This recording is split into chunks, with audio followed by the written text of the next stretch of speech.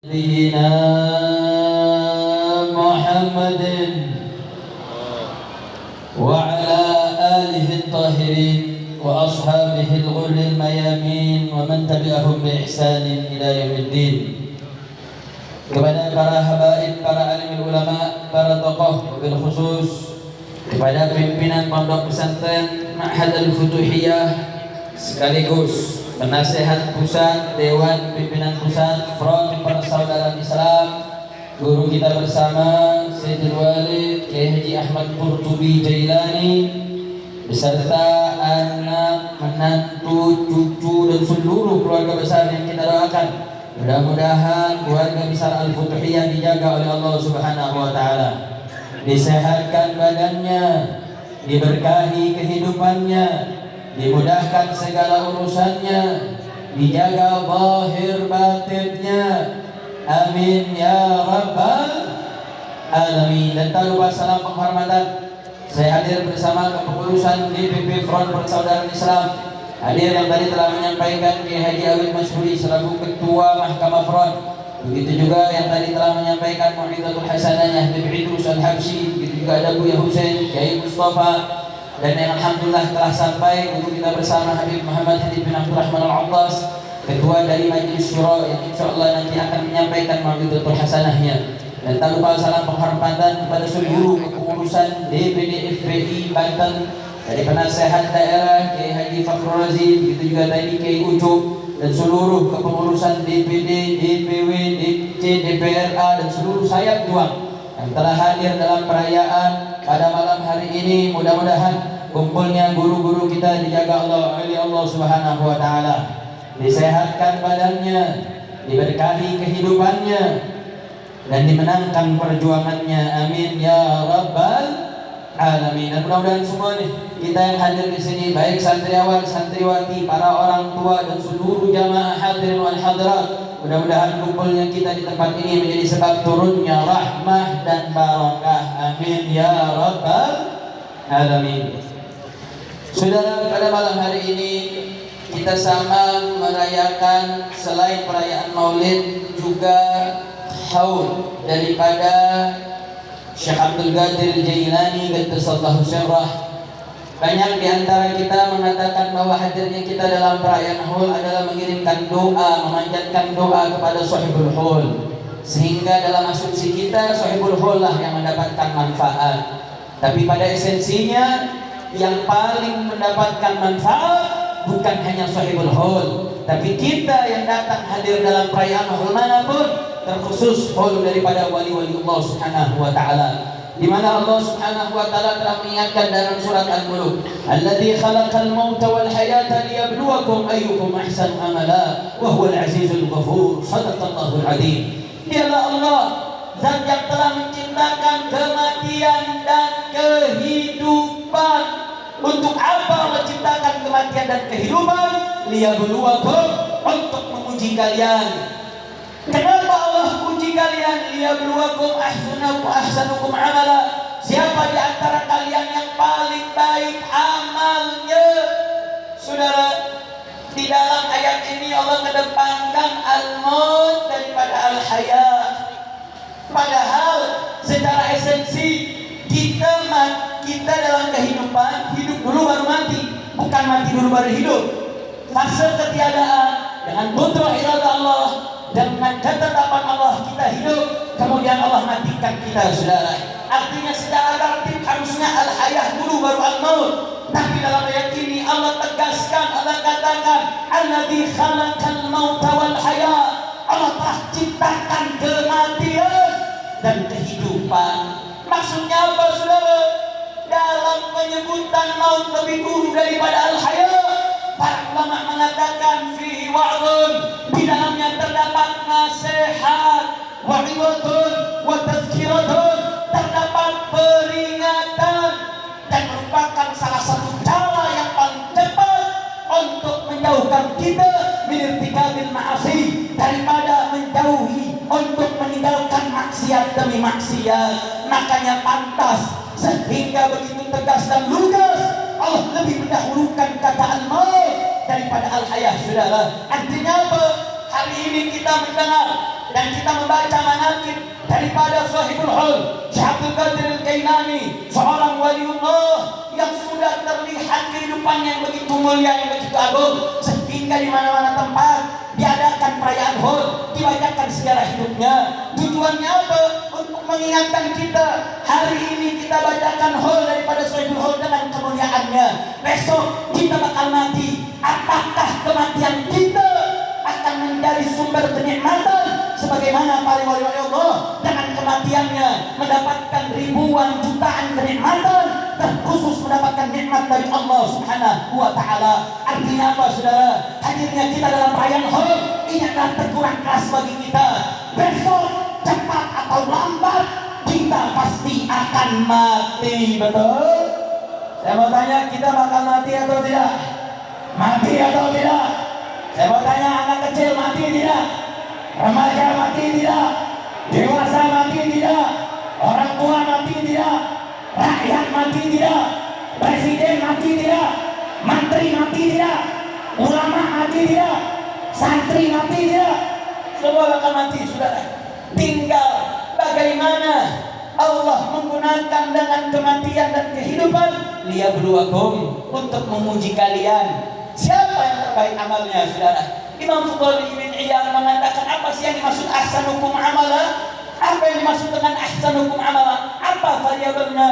Beliau mengatakan akhlasahu wa aswabahu, yang paling ikhlas dan yang paling benar. Yang maksudnya paling ikhlas apa, saudara? Yang amalnya baik adalah yang paling murni karena Allah. Dia ibadah karena Allah, berarti itu yang terbaik amalnya, saudara. Kalau dia mengamalkan semua karena Allah, maka itu esensinya adalah jalan untuk menemukan ahsanu amala, amal yang terbaik. Tapi nggak cukup cuma soal bicara soal ikhlas saja, saudara. Dalam penyuarataan tersebut, Imam Fudail bin Iyad juga menambahkan aswabuhu, yang paling benar. Pertimbangan benarnya apa, saudara? Yang paling dekat dengan Nabi kita Sayyiduna Muhammad. Jadi kalau mau tahu amal yang terbaik, timbangannya dua, paling ikhlas dan yang paling terpaut dengan Nabi kita Sayyiduna Muhammad sallallahu alaihi wasallam. Makanya Allah Subhanahu wa taala mengatakan apa, saudara? Laqad kana lakum fi Rasulillahi uswatun hasanah. Sungguh pada diri nabimu terdapat uswah hasanah. Emang kenapa kok Nabi menjadi uswatun hasanah? Karena Allah telah menguji, Allah sudah memberikan daripada pujiannya, wa innaka la'ala khuluqin azim. Sesungguhnya pada dirimu ya Rasulullah terdapat akhlak yang agung. Maka saudara, kalau bicara akhlak, Al-Imam Al-Qurtubi mengatakan al-akhlak ma yakhuduhul insanu nafsahu al-adab. Apa-apa yang diambil oleh manusia bagi dirinya diambil dari adab. Makanya Imam Al-Qurtubi mengatakan yang namanya akhlak adalah al-tab'a al-mutakallaf, tabiat kebiasaan yang dibebankan. Artinya apa? Tabiat yang memang diajarkan, dibebankan, itu namanya akhlak. Tapi kalau tabiat pribadi disebut al-khil. Al-khil itu tabiat al-gharisi, tabiat pribadinya, saudara. Makanya dalam ayat ini ketika Allah mengatakan wa innaka la'ala khuluqin azim, sesungguhnya engkau betul-betul pada akhlak yang agung. Makanya Imam Ibnu Qayyim dalam tafsirnya, saudara, salah satu mufassir yang paling pandang membahas ayat ini adalah Ibnu Qayyim. Saya nggak mau panjang lebar, saudara, guru kita sudah hadir, Habib Hanif. Maka setelah ini kita akan mendengarkan tausiah dari beliau, saudara. Tapi saya hanya ingin mengingatkan ada empat dasar sifat yang akan melahirkan akhlak yang terpuji. Ada 4 sebab yang akan melahirkan akhlak yang tercela. Sekali lagi, jawab yang kompak. Ibnu Qayyim mengatakan ada 4 penyebab akhlak yang mulia akan lahir. Ada berapa? Ada berapa? Ada 4 akhlak yang ada sifat yang bisa melahirkan akhlak yang mulia. Jadi akhlak-akhlak mulia lahir dari 4 sikap ini, saudara. 4 sifat ini. Begitupun juga ada 4 sifat kriteria yang kalau 4 ini ada dalam diri seseorang akan lahir akhlak yang buruk. 1, kita bicara yang mulia dulu, saudara. 4 akhlak yang mulia dari sifat ini akan lahir akhlak yang mulia. Pertama, as-sabru, al-iffatu, wasyaja'atu, wal-adlu. Ada 4. Yang pertama as-sabru. Yang pertama apa? Yang pertama apa? As-sabru. Yang kedua al-iffah. Yang kedua apa? Al-iffah. Yang ketiga as-syaja'ah. Yang ketiga apa? As-syaja'ah. Yang keempat al-adlu. Yang keempat apa? Apa ini santri hafal ya? Yang pertama apa?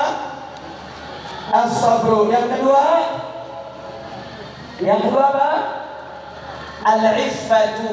Yang ketiga as-syaja'ah. Yang keempat al-adlu.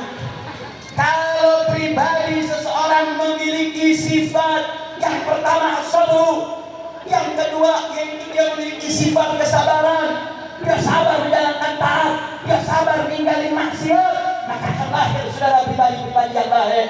Yang kedua kata Ibnu Qayyim, al-iffah, kesucian. Laki-laki jaga kesuciannya, perempuan jaga kesuciannya. Dia meninggalkan segala macam perilaku-perilaku buruk karena dasar al-iffah, dia jaga kesuciannya, saudara. 3, as-syaja'ah, jiwa pemberani. Yang terakhir al-adlu, keadilan. Makanya tadi saya buka al-akhlak di mana al-taba'an mutakallaf. Makanya kenapa sih kok di pondok pesantren buat aturan, saudara? Tujuannya apa? Agar taba'an berisi. Tabiat pribadi yang jelek itu berubah, tabiat yang buruk hilang. Dengan apa? Dengan aturan. Makanya kenapa dalam syariat kita diwajibkan ini halal, ini haram, ini wajib, ini sunnah. Untuk apa? Untuk menggeser tabiat berisi yang jelek, untuk lahir tabiat yang bagus yang namanya akhlak. Makanya kelebihan Nabi Muhammad yang dipuji oleh Allah, wa innaka la'ala khuluqin azim. Al-ala yufidut talaq. Maksudnya apa? Akhlak Nabi itu udah mirip kayak garisinya, saudara.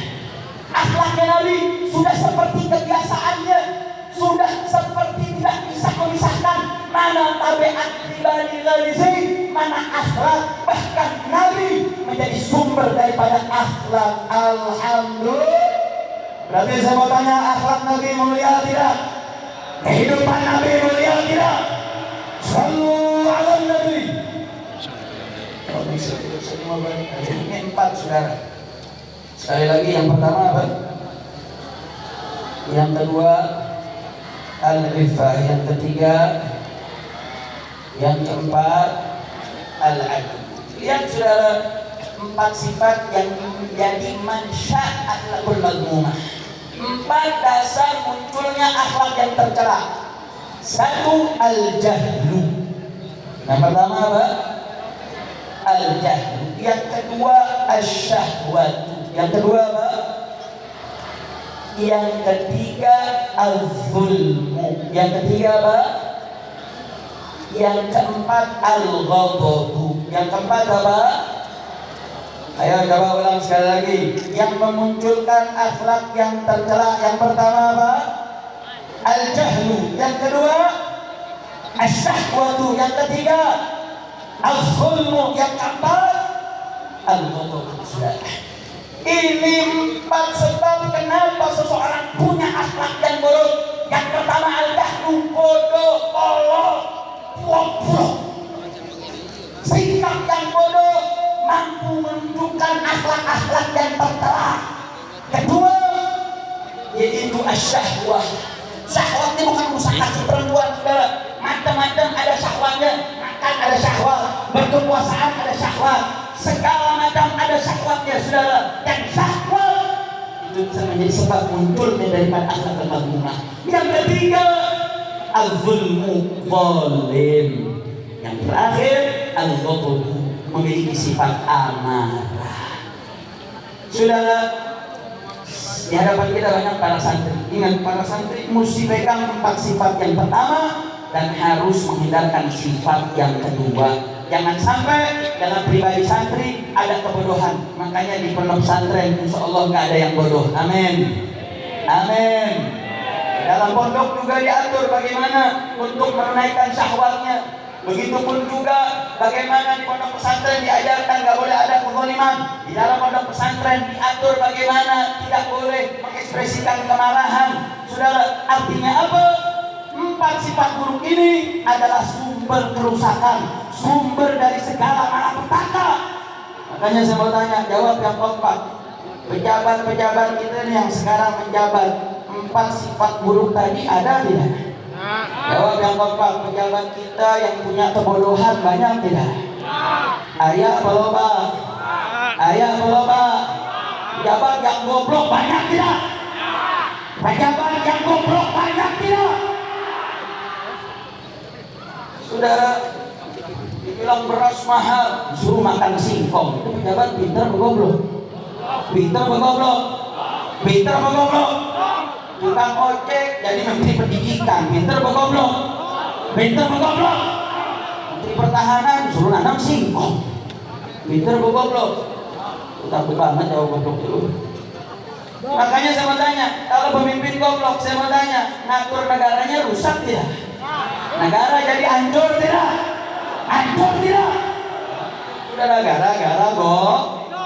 Kayak santri jangan ada yang goblok, amin. Amin. Tapi kalau pemilu jangan pilih pemimpin yang goblok, betul. Jadi kalau ada pemimpin goblok, pilih apa jangan? Pemimpin yang goblok, pilih apa jangan? Jangan suruh ngikit, belajar dulu, belajar. Betul? Betul? Yang kedua, syahwah. Saudara, saya mau tanya, ini orang yang berkuasa, syahwat kekuasaannya, saya mau tanya, yang sekarang menjabat, pengen ngejabat lagi, ada tidak? Udah ngejabat 1 periode, pengen 2 periode, ada tidak? Udah periode, ada pengganti baru, pengen ngatur-ngatur, ada tidak? Ada tidak? Saya mau tanya, yang kayak begini ngerusak tidak? Ngerusak tidak? Saya mau tanya, kalau ada yang punya sawat kepemimpinan seperti ini, biarkan atau lawan? Biarkan atau lawan? Takbir. Yang ketiga, zalim.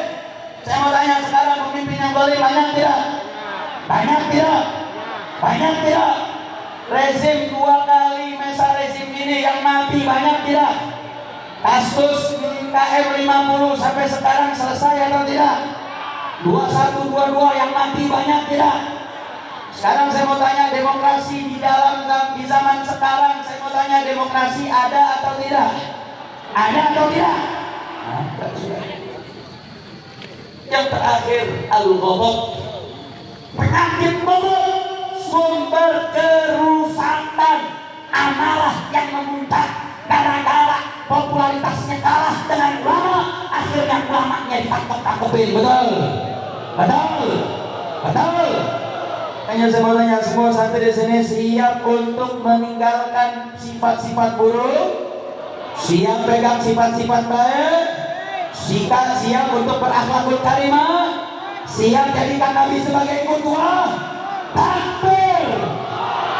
Semoga Allah berkahi kita semua. Minta maaf offset 5 menit. Ini yang bisa disampaikan, mohon maaf segala kekurangan. Wabillahi taufiq. Assalamualaikum warahmatullahi wabarakatuh.